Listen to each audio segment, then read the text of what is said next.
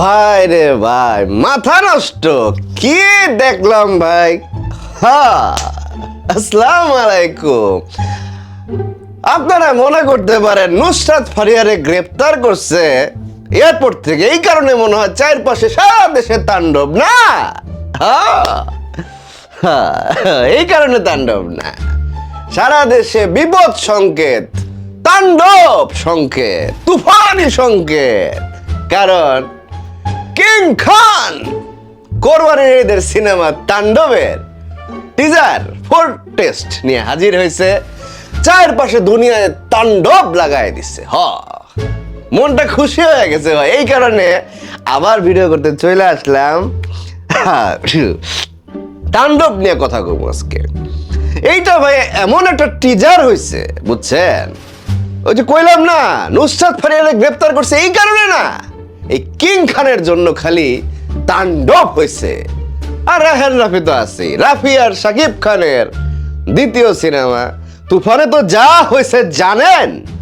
এবার তাণ্ডব শুরুই করছে একটা সারপ্রাইজ। দেখ কি ভাই, শাকিব খান মানে নতুন কিছু, নতুন লোক, কি তার গেস্টার! ওরে বাবা রে বাবা, মুখোশটা পয়রা গরিলা নাকি বান্দর রে? হ্যাঁ মাহফুজ, তোর মতো লাগে। বান্দর বান্দর।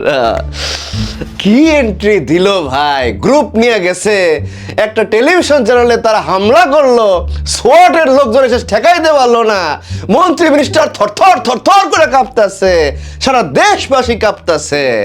আর কিং খান ক্যামেরার সামনে যায় বান্দরের মুখোশ দিয়া, হাওয়া মে উড়তা যায় মেরা লাল দুপাট্টা, হায় মরমর।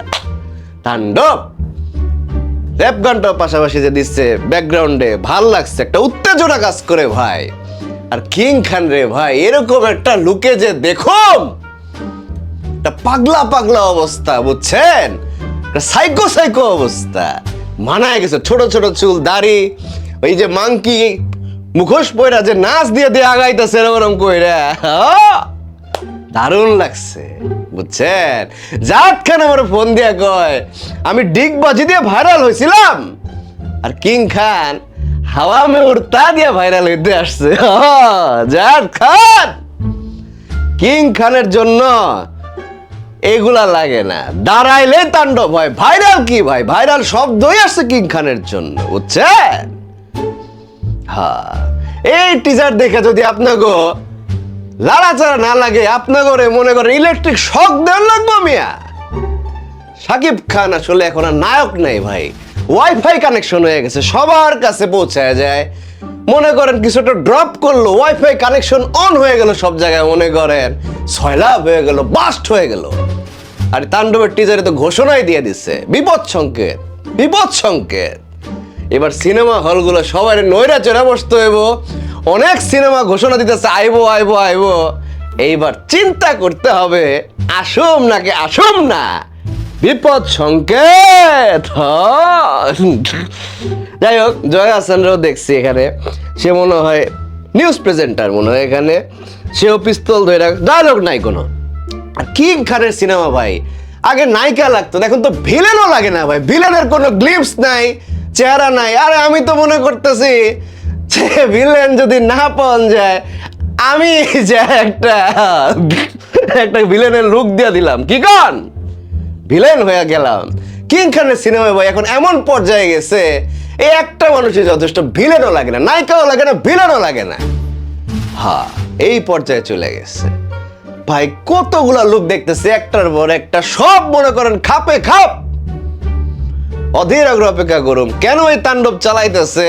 টেলিভিশন চ্যানেলের উপর হামলা, মন্ত্রী মিনিস্টার লড়াই বলাইতেছে, সোয়াট আইসা কাপায় বলাইতেছে, সোয়াটের মাইরা শেষ, গরিলার টিম।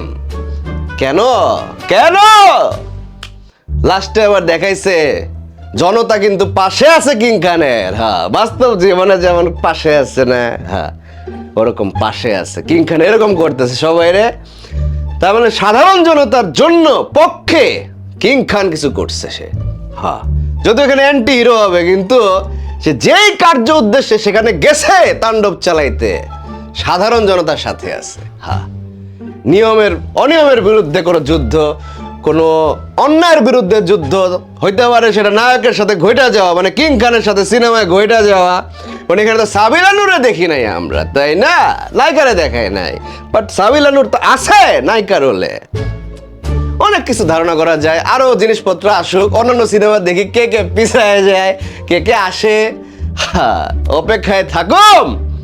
তো ঈদের আমেজ শুরু করে দিল আবারও কিং খান, সাথে রায়হান রাফি, আর আমি মালেক আফসারি আবার নতুন সিজন নিয়ে হাজির হইলাম। আরো কথা কমু, আপাতত তাণ্ডব চলুক, বুঝছেন? সবাই সবার জন্য দোয়া করবেন। আল্লাহ হাফেজ। এই মাহফুজ, ভিডিও বন্ধ করস না কেন? এই তোরে বান্দর কইছে দেখা ভিডিও বন্ধ করস না? তুই কিং খান নাকি?